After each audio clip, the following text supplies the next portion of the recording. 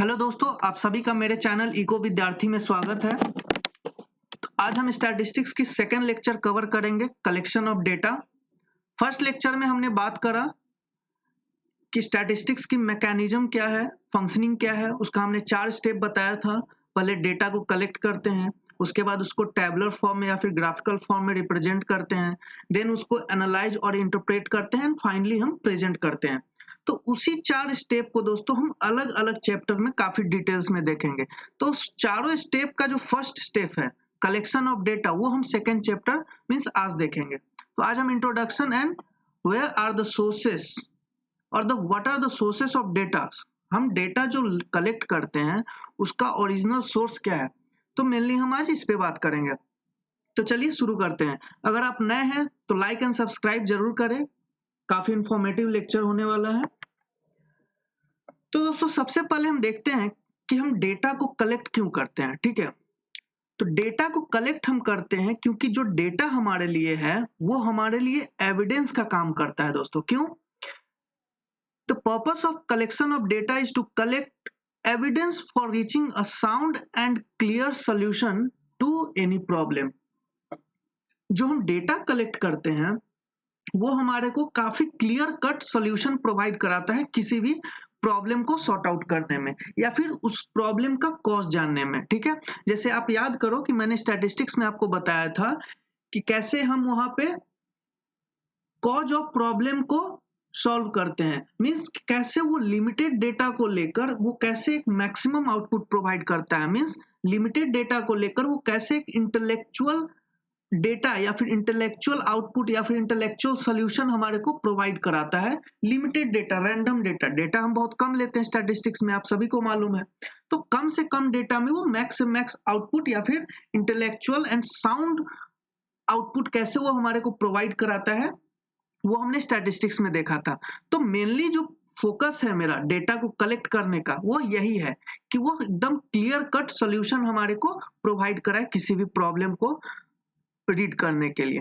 अब जैसे एक प्रॉब्लम हम देखते हैं दोस्तों, लेट्स से कि आउटपुट ऑफ ग्रेन, इंडिया की बात हो रही है, rose to 176 million tons in 1990 to 1991। उसके बाद इंक्रीज होकर 199 मिलियन टन्स हो गया 96 टू 97 में। बट 1997-98 में ये कम हो गया, मींस डिक्रीज हो गया, 194 पे आ गया 199 से, और 2001 टू 2 में वो फिर से इंक्रीज हो गया। तो क्या हो रहा है यहाँ पे, आउटपुट जो है आपका वेरी कर रहा है ईयर टू ईयर और ईयर टू ईयर। तो क्या होता है कि कोई भी डेटा अपने आप में जो वेरी करता है तो उसे वेरिएबल बोलते हैं, ये सभी को मालूम है आप सभी को। तो लेट्स से कि ईयर जो वेरी कर रहा है उसको हम एक्स बोलते हैं और आउटपुट जो वेरी कर रहा है उसको हम वाई बोलते हैं।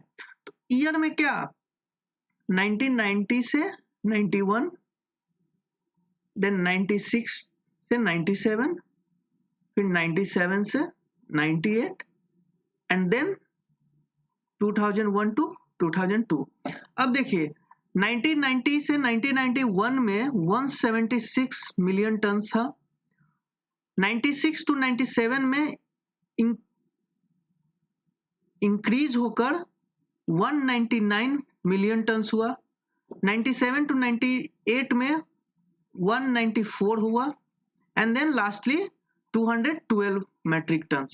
अब आप देखो कि 90 से 91 में 176 बढ़ा, 96 टू 97 में 176 से 199 बढ़ा, बट 97 टू 98 में घटकर 194 आ गया और फिर उसके बाद इंक्रीज कर गया।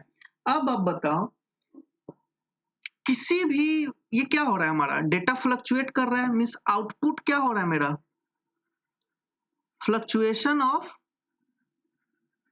आउटपुट हो रहा है मेरा। ठीक है ना। अब ये जो फ्लक्चुएशन है ये हम अभी आपको कैसे बता रहे हैं या हम अभी कैसे पढ़ रहे हैं, इस फ्लक्चुएशंस को भी पढ़ने के लिए हमारे को डेटा चाहिए दोस्तों। ठीक है, ये डेटा काफी इंपॉर्टेंट है किसी भी प्रॉब्लम को सॉर्ट आउट करने के लिए, या सॉर्ट आउट तो बात की बात है, उस प्रॉब्लम को जानने के लिए कि हाँ भाई कोई प्रॉब्लम सही में एग्जिस्ट कर रहा है, उसके लिए भी हमारे को उस पर्टिकुलर सेक्टर का डेटा चाहिए। अब जैसे गवर्नमेंट को कोई पॉलिसी इंप्लीमेंट करना है तो गवर्नमेंट को कैसे मालूम पड़ेगा कि किस ईयर में आउटपुट कम हुआ है।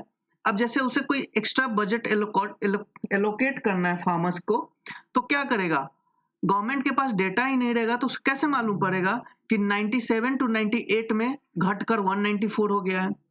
जब उसे मालूम होगा डेटा, तभी वो 97 98 में वो ध्यान देगा ना कि हाँ फर्दर प्रोडक्शन नहीं कम होना चाहिए, तो soil fertility, additional support farmers को, कुछ सब्सिडी, ये सब गवर्नमेंट देगा ताकि आगे से 2000 टू 2002 या फिर उससे आगे 2005 2010 इस समय प्रोडक्शन डिक्रीज ना हो। तो इस पॉलिसी के लिए क्या है, हमारे को ये डेटा जानना काफी इंपॉर्टेंट है। ठीक है, तो मेन डेटा जानने का यही है कि हम किसी भी पॉलिसी को इम्प्लीमेंट कर सके या उसका जो कोई प्रॉब्लम है तो उस प्रॉब्लम को हम जान सके। तो बोल सकते हैं data is a tool which helps in understanding problems by providing information.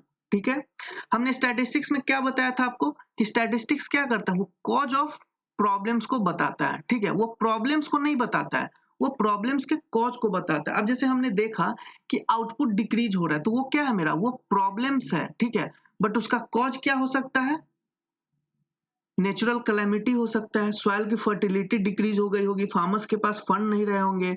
ठीक है, तो काफी सारे कॉजेज हो सकते हैं। तो उस कॉज को जानने के लिए हमारे को स्टैटिस्टिक्स का डेटा जानना काफी जरूरी है, ताकि हम उस कॉज को सॉर्ट आउट कर सके जिससे वो प्रॉब्लम खत्म हो जाए। ठीक है, अब हम आगे बात करेंगे। आप सोच रहे होंगे कि ठीक है डेटा तो हमने कलेक्ट कर लिया, बट इस डेटा का सोर्स क्या है, ये डेटा आता कहां से है। तो डेटा का मेनली दो सोर्स है, एक प्राइमरी डेटा सोर्स, एक सेकेंडरी डेटा सोर्स। ठीक है, प्राइमरी डेटा सोर्स को हम फर्स्ट हैंड इंफॉर्मेशन भी बोलते हैं। ठीक है, या फिर रॉ डेटा भी बोलते हैं। ठीक है, तो फर्स्ट हैंड इंफॉर्मेशन आपको मालूम है, फर्स्ट हैंड मीन्स किसी भी इंफॉर्मेशन को फर्स्ट हैंड मीन्स पहली बार हमने यूज किया। ठीक है, उसे फर्स्ट हैंड इंफॉर्मेशन बोलते हैं। रॉ डेटा कहने का मतलब, रॉ मीन्स क्या होता है, कच्चा होता है, मीन्स एकदम हमने कच्चे फॉर्म में बिना किसी इंटरप्रेटेड, बिना एनालाइज डेटा को हमने उठाया है। ठीक है, उसे हम रॉ डेटा बोलते हैं। अब फर्दर हम उसे प्रोसेस करेंगे। ठीक है, तो डेटा का सोर्स जो है वो दो है, जैसे हमने बोला प्राइमरी एंड सेकेंडरी। तो प्राइमरी डेटा क्या होता है, the enumerator person who collects the data. Enumerator बोलते हैं जो डेटा को इन्यूमरेट करता है, मींस जो कलेक्ट करता है, कंपाइल करता है individually. May collect the data by conducting an inquiry और an investigation called primary data. ठीक है, प्राइमरी डेटा क्या होता है कि कोई भी इंसान अगर वो पर्सनली जाता है, इंडिविजुअली इंटरव्यू या फिर क्वेश्चन आंसर करके एकदम रॉ फॉर्म में वो डेटा लेता है बिना कहीं से सर्च वर्च किए, तो उसे हम प्राइमरी डेटा बोलते हैं। अब जैसे हम एक एग्जांपल लेते हैं। ठीक है, जैसे हमने बोला कि आपको शाहरुख खान की पॉपुलैरिटी कॉलेज स्टूडेंट्स में मालूम करना है, तो आप क्या करोगे, आप कॉलेज जाओगे, एक एक स्टूडेंट से पूछोगे कि हाँ भाई आप शाहरुख खान के फैन हो नहीं हो, फिर दूसरों से आप हो नहीं हो, तीसरे से आप हो नहीं हो, तो वो जो जो आंसर देगा उससे हम एक रजिस्टर बनाएंगे, उसमें लिखेंगे हाँ ये आदमी था, ये आदमी नहीं था, तो नंबर ऑफ पीपल पता चलेगा कि उसकी फैन फॉलोइंग क्या है। तो इसमें हमने क्या किया, इंडिविजुअली जाकर हमने बात करा। ठीक है, तो have to enquire from a large number of school college student. ठीक है, तो हमने पर्सनली जाकर इंक्वायरी करना पड़ा या फिर क्वेश्चन आंसर करना पड़ा, तब जाकर हमें मालूम पड़ा। ठीक है, या फिर इसे बोल सकते हैं real time data collected from main source by the researcher. Main source means एकदम हमने रॉ फॉर्म में ही लिया। जैसे आप एक एग्जांपल समझो कि माइनिंग करने के बाद हमारे पास ओर आता है। ठीक है, ओर में हम फिर मिनरल्स अलग करते हैं एंड देन जो वेस्टेज होता है उसे अलग करते हैं। तो ये जो ओर है ये क्या है, एकदम कच्चा फॉर्म में है, अभी प्रोसेस नहीं हुआ है, तो यही आपका हो गया प्राइमरी डेटा। ठीक है, जो एकदम इनिशियल फॉर्म में लेते हैं, अभी प्रोसेस नहीं हुआ, वो फर्दर उसमें जो भी करना होगा हम करेंगे। मीन्स ऐसा डेटा जो अभी बिल्कुल छेड़छाड़ नहीं हुआ है, बिल्कुल हमने उसे कच्चे फॉर्म में उठाया है। ठीक है, तो इसका एग्जाम्पल क्या हो सकता है, जैसे सर्वे हो गया, पोल्स हो गए, ठीक है, या फिर इंटरव्यू हो गया। तो ये सब क्या है, सर्वे में क्या होता है, एक आदमी आपके घर जाता है और पूछता है हाँ कितना एम्प्लॉयमेंट है, क्या कौन से आदमी जॉब कर रहा है, कौन सा जॉब नहीं कर रहा है, कितने बच्चे, कितने लड़के, कितने लड़कियां हैं, कितने घर हैं, कितने जमीन है। तो ये सब क्या है, कोई इंडिविजुअल आपके घर पे जाके सर्वे कर रहा है, मीन्स इंक्वायरी कर रहा है। ठीक है, इंटरव्यू में भी यही होता है, कोई आपसे क्वेश्चन पूछता है, आप आंसर करते हो, तो एकदम रॉ फॉर्म में मीन्स एकदम फेस टू फेस इंडिविजुअली इसमें हम डेटा कलेक्ट करते हैं। तो इसे हम प्राइमरी डेटा सोर्स बोलते हैं। सेकेंडरी डेटा सोर्स क्या होता है? If the data have been collected and processed, scrutinized and tabulated by some other agency, they are called secondary data. Primary data में हमने क्या बोला कि जो non processed, non analysed, non interpreted data है, ठीक है, बट जैसे ही हम उस डेटा को लेकर और उसे प्रोसेस करते हैं, कुछ उसमें छेड़छाड़ करके कुछ अरेंज कर देते हैं, तब जाकर वो सेकेंडरी डेटा सोर्स हो जाता है किसी और के लिए। जैसे ये कहाँ से हम ले सकते हैं? कैन बी ऑब्टेन इधर फ्रॉम पब्लिश्ड सोर्स और फ्रॉम अदर सोर्स, ठीक है। कोई भी ऐसा डेटा जो पब्लिश्ड हो चुका है, अगर हमने उससे लिया तो वो हमारे लिए सेकेंडरी डेटा सोर्स हो गया, है कि नहीं? या फिर data collected from existing source, ठीक है। अब जैसे मैं आपको एक बात बताता हूँ, मैंने कॉलेज में जाकर एक एक इंडिविजुअल से इंक्वायरी किया कि हाँ भाई क्या शाहरुख खान का पॉपुलैरिटी है। तो मैंने क्या किया, मैंने प्राइमरी डेटा सोर्स से लिया, मैंने खुद जाकर बात किया। बट वही मेरा फ्रेंड आता है 1 महीने के बाद और वो बोलता है कि भाई मेरे को कॉलेज में कोई प्रोजेक्ट बनानी है, सो तुम्हारा डेटा चाहिए। तो वो जो डेटा लेगा मेरे से दोस्तों, वो उसके लिए सेकेंडरी डेटा सोर्स हो गया। क्यों? क्योंकि ये एग्जिस्टिंग सोर्स है, मेरे वाले जो डेटा है ये एग्जिस्टिंग सोर्स हो गया इसके लिए। क्यों? क्योंकि हमने कॉलेज से उठाया और इसे कुछ प्रोसेस्ड किया, एनालाइज्ड किया, उसे एक टेबुलेटेड फॉर्म में, ग्राफिकल फॉर्म में रिप्रेजेंट किया एंड देन मैंने अपने फ्रेंड को दिया। तो ये इसके लिए मेरा वाला डेटा सेकेंडरी हो गया, ठीक है। आई होप आपको समझ में आ रहा होगा। तो ये सेकेंडरी हो गया, ठीक है। तो सेकेंडरी, जैसे आप एक एग्जांपल लो, गूगल पे हमने सर्च करा टोटल फैन फॉलोइंग है सार के, तो क्या पता चल रहा है? इतना सारा डेटा आ गया मेरा 1 सेकेंड के अंदर। तो ये सब क्या है? गूगल से जो हमने डेटा लिया ये हमारे लिए सेकेंडरी डेटा सोर्स हो गया। क्यों? क्योंकि गूगल जो डेटा लिया, गूगल यहाँ डालने से पहले कहीं ना कहीं से तो डेटा लिया होगा। तो गूगल जिस जगह से डेटा लिया, वो क्या किया, अपना एम्प्लॉयमेंट लगा, अपना आदमी भेजा, पैसा लगाया, टाइम खर्च किया और वो मैन टू मैन जाकर उसने डेटा कलेक्ट किया। तो गूगल जहां से डेटा कलेक्ट किया वो प्राइमरी सोर्स से डेटा कलेक्ट किया, ठीक है, और उसने एनालाइज करके, रिप्रेजेंट करके, पैटर्न में, एक फॉर्मेट में अरेंज करके और उसने गूगल पे डाल दिया। अब जितने लोग, अब जैसे मैंने गूगल से सर्च किया और मैंने इस डेटा को यूज किया, तो मैंने क्या किया, गूगल से लिया, ठीक है। तो ये मेरे लिए सेकेंडरी डेटा हो गया। क्यों? क्योंकि ये प्रोसेस्ड डेटा है, बट गूगल जहां से लिया था वो उसके लिए प्राइमरी डेटा हो गया, ठीक है। आई होप आपको समझ में आ रही होगी। तो पब्लिश डेटा आप शॉर्टकट में समझे तो पब्लिश डेटा को हम सेकेंडरी डेटा सोर्स बोलते हैं। एग्जाम्पल क्या क्या हो सकता है?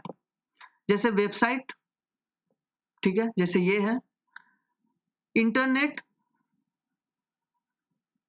या फिर कोई जर्नल्स हो गया, या फिर कोई बुक हो गया, ठीक है, या फिर कोई गवर्नमेंट रिपोर्ट हो गया, ठीक है। तो ये सब क्या है? ये सब सोर्स है सेकेंडरी डेटा। क्यों?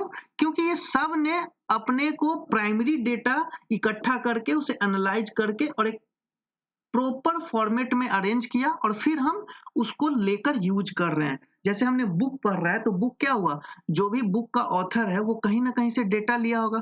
तो वो जो बुक का ऑथर है वो प्राइमरी डेटा कहीं से लेकर वो अपने फॉर्मेट में एक बुक प्रिंट कराया और हम उस बुक को पढ़ रहे हैं। तो हमारे लिए ये बुक सेकेंडरी डेटा हो गया, बट जो ऑथर इस बुक को बनाया जहां जहां से डेटा लेकर, उसके लिए वो प्राइमरी डेटा हो गया, ठीक है।